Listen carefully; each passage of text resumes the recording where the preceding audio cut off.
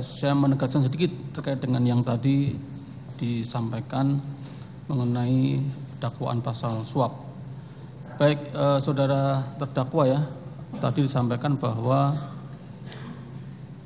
pleno penetapan saudara Harun Masiku sebagai orang yang terpilih menerima suara dari Pak Nasaruddin Kimas itu ditetapkan setelah ada putusan dari Mahkamah Agung, betul ya? Iya betul. Artinya itu untuk mengantisipasi atau untuk menindaklanjuti dari putusan tersebut. Betul. Nah, pertanyaan saya adalah apabila memang, karena kan dari di awal sudah disebutkan bahwa kenapa kemudian Harun Masiku diangkat atau diletakkan di Sumsel 1 karena dia sebagai ada prestasinya menerima beasiswa dari Ratu Elizabeth tadi, betul ya? Nah, kenapa kalau memang bukan prestasi? Apa itu? Ada rekam jejak tadi. Ada rekam jejak. Iya. Baik. Nah, kenapa kemudian kalau memang dari awal dia sebagai orang yang kemudian terpilih atau nanti mendapatkan suara itu sudah ditetapkan dari awal bahwa nanti akan ada orang yang namanya Harun Masiku, apabila memang kan sudah sejak awal sudah tahu nih Pak Nasim sudah meninggal, nanti yang akan menerima limpahan suara adalah Pak Harun Masiku. Kenapa baru ditetapkan setelah ada putusan? Ya karena ketika kita membahas usulan judicial review itu belum ada nama pengganti. Oke. Sama sekali belum dibahas siapa yang menggantikan, dikabulkan saja belum. Iya. Maka pembahasan nama mengapa tidak dari depan? Ya karena kita belum tahu apakah dikabulkan atau tidak. Begitu judicial review dikabulkan, baru dibahas nama pengganti dengan yang tadi saya jelaskan, melihat biodata dari calon-calon yang lain. Oke, baik. Nah kemudian kembali pada pleno tadi, ketika kemudian menetapkan Harun Masiku sebagai penerima limpahan suara, apakah pertimbangannya selain sebagai rekam jejak tadi, apakah juga karena ada jasa? Misalkan membantu meloloskan putusan Mahkamah Agung judicial review yang diajukan oleh partai. Apakah ada pertimbangan itu dalam penetapan sebagai kader terpilih? Ya, terima kasih. Pada saat pembahasan judicial review belum ada nama Harun Masiku, belum ada keterlibatan Harun Masiku. Saya nggak ada jasa-jasa. Penetapan Harun Masiku murni karena dari biodatanya tertulis bahwa dia memiliki International Economic of Law yang dibutuhkan dan beasiswa dari Ratu Elizabeth. Itu yang kita perlukan. Oke, baik. Nah kemudian ini bergeser kepada fakta berikutnya. Ketika tanggal 23 September ada pertemuan di Mahkamah Agung yang tadi dihadiri Harun Masiku, ke saudara, kemudian ada Pak Jan Farid. Nah, pertanyaan saya adalah, apakah pada waktu itu, berarti pada waktu itu posisi Harun Masiku sudah sebagai kader terpilih ya? Sudah ya, sudah kader terpilih. Karena kan putusan itu di tanggal 19 Juli, putusan Mahkamah Judicial Review. Nah, apakah karena yang bersangkutan sebagai kader terpilih, kemudian yang bersangkutan mempunyai kewajiban untuk meloloskan putusan itu kemudian sampai kemudian keluar fatwa? Tidak. Kami tidak tahu hal tersebut. Seperti halnya kami tidak tahu ketika Harun Masiku juga menemui ketua KPU. Saya tidak tahu. Saat itu kami datang ke Mahkamah Agung bersama dengan Yang Farid, tidak ada kaitannya dengan Harun Masiku. Kata adalah saya diajak Pak Yan Farid. Kemudian saya juga penting untuk bertemu, untuk memberikan apresiasi, karena apresiasi ini selalu kami berikan.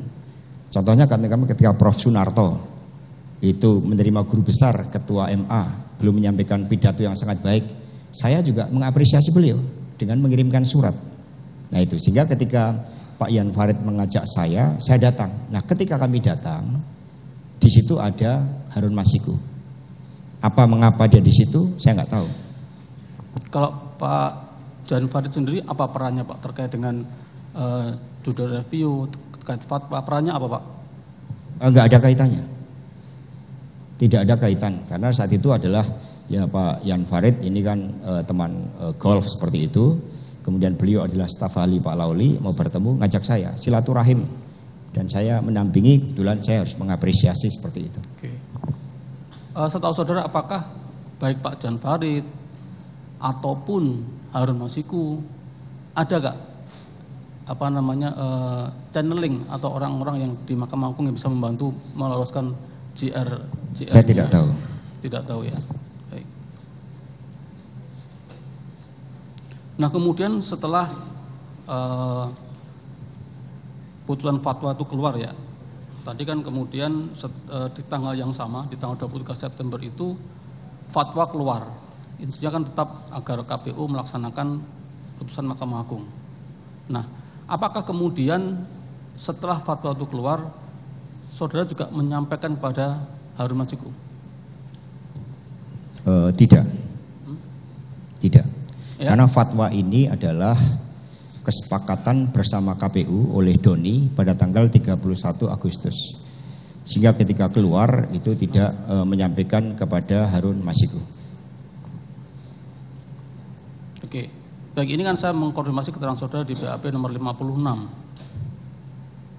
Di BAP 56 saudara menerangkan di bagian bawah ini, setelah ada fatwa dari Mahkamah Agung, saya kembali memanggil Harun Masiku ke DPP, dan DPP saya kembali menyampaikan bahwa posisi Harun Masiku kuat untuk menjadi caleg terpilih dan menerima pelimpahan suara dari Nasaruddin Kemas. Oh ya, saya tuh mohon maaf yang mulia, saya lupa. Itu Doni mengusulkan kepada saya. Jadi setelah fatwa keluar untuk kemudian juga memastikan untuk memberikan informasi kepada yang bersangkutan. Jadi seperti di BAP itu benar. Betul, saya lupa tadi. Jadi saudara kemudian menyampaikan kepada Harun Masiku. Nah, apa respon yang disampaikan oleh Harun Masiku terkait penyampaian dari saudara? Ya, terima kasih, seperti itu. Itu aja ya. Baik. Nah, kemudian terkait tadi kan disampaikan bahwa kemudian ada uang-uang yang diupayakan oleh Saiful Bahri untuk pengurusan ini. Nah, terkait uang-uang ini, saudara mulai mengetahuinya kapan? Jadi ya ketika saya menegur saudara Saiful itu, saya persisnya agak lupa. Kemudian setelah dia mengatakan geser 850 itu. Meskipun pada awalnya saya tidak tahu apa yang dimaksudkan dengan geser 850. Mengapa saya marah dan menegur saudara Saiful? Karena seperti yang saya bilang ketika atas usulan Doni mengundang saudara Harun Masiku setelah fatwa keluar, di situ menegaskan bahwa seluruh dalil yang disampaikan oleh tim hukum, kedudukan DPP itu sangat kuat. Ada putusan MA, ada fatwa MA. Fatwanya juga sangat jelas. Sehingga maksud pesan saya kepada Harun Masiku itu adalah, udah, kedudukannya kuat. Oke. Ya, seperti itu.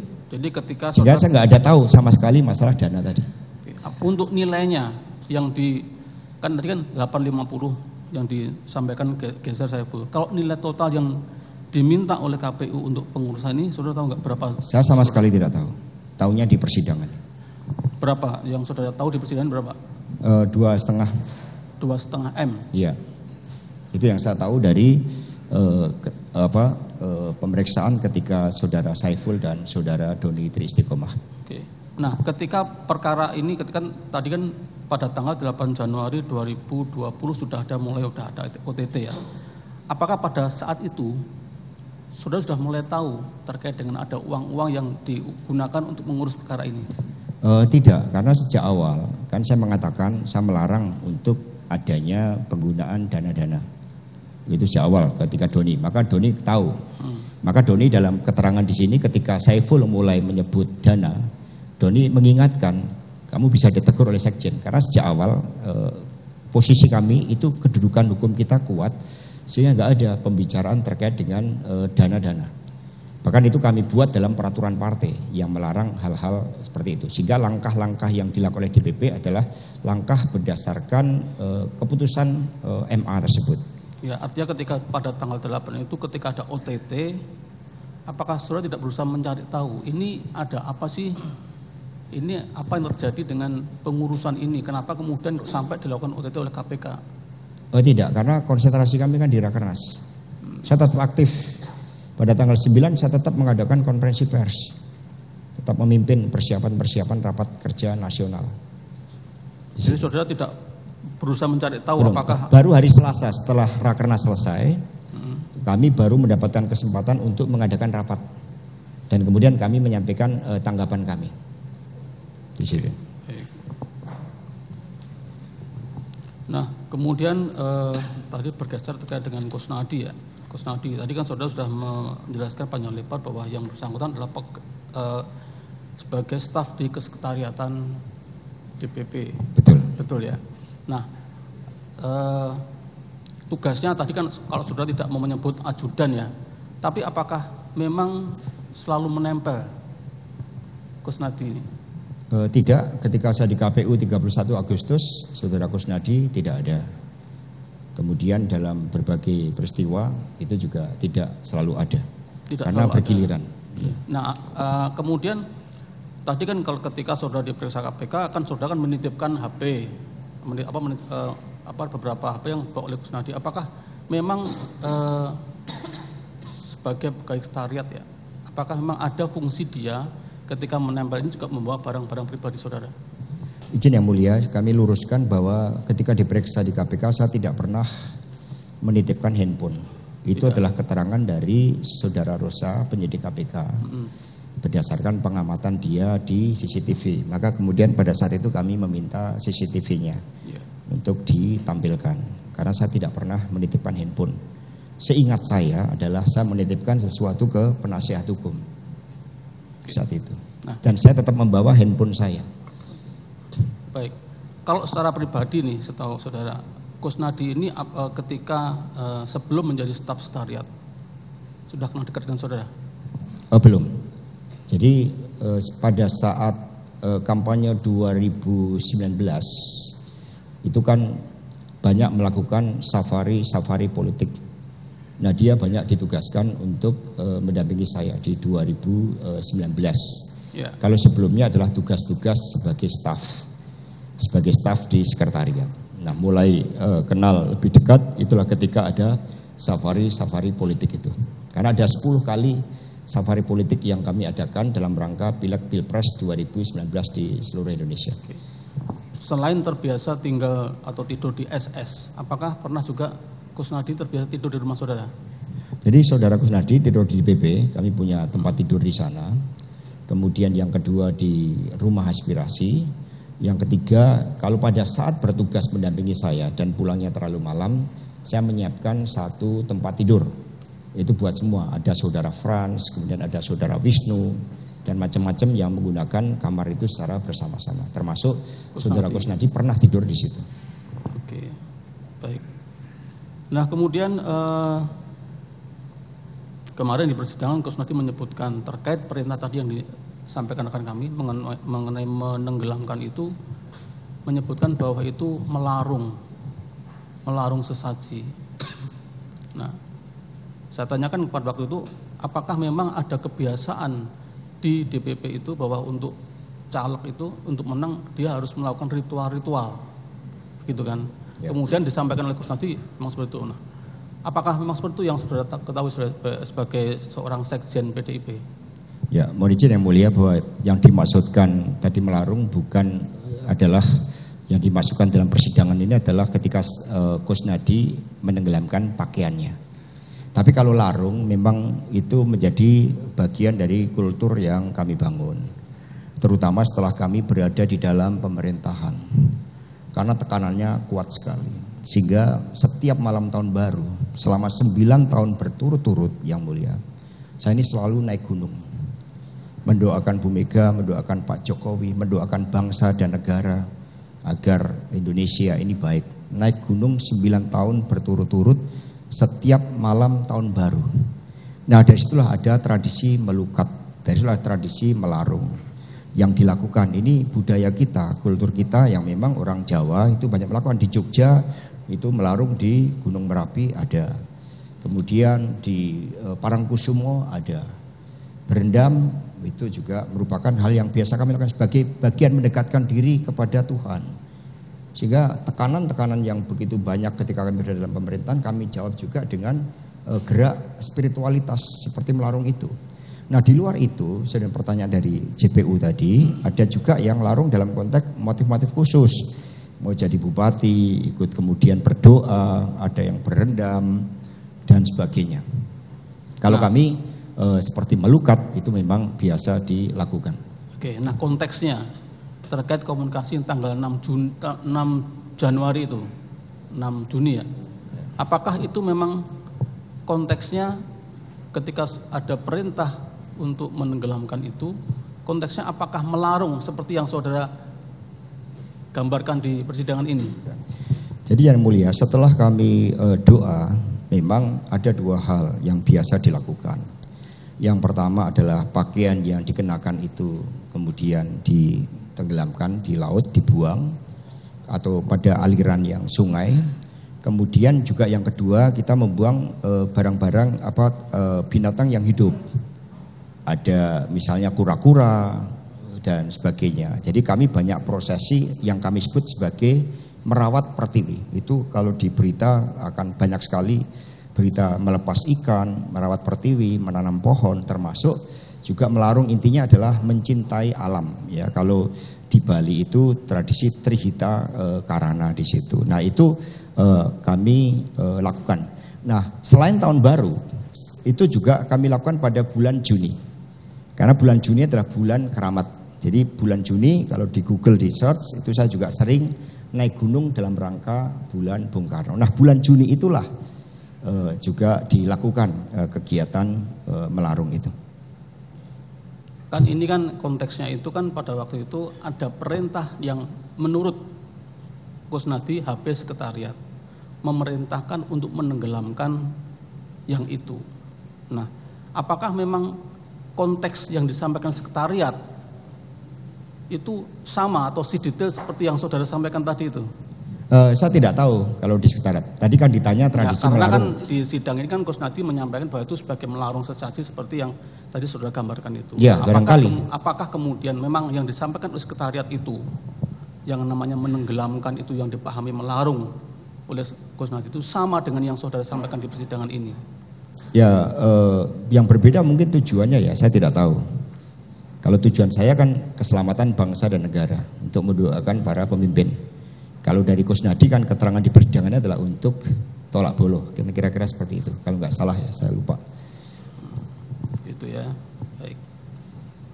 Buang sial, maaf, itu buang sial. Buang sial. Itu buang sial. Buang sial, oke. Dan saya tidak tahu perintah itu karena tadi saya sampaikan ketika itu terjadi saya sedang memimpin acara peringatan hari lahir Bung Karno di DPP. Ya, karena kan yang disampaikan Kusnadi kan mirip-mirip seperti yang sudah sampaikan, perintahnya itu seperti itu.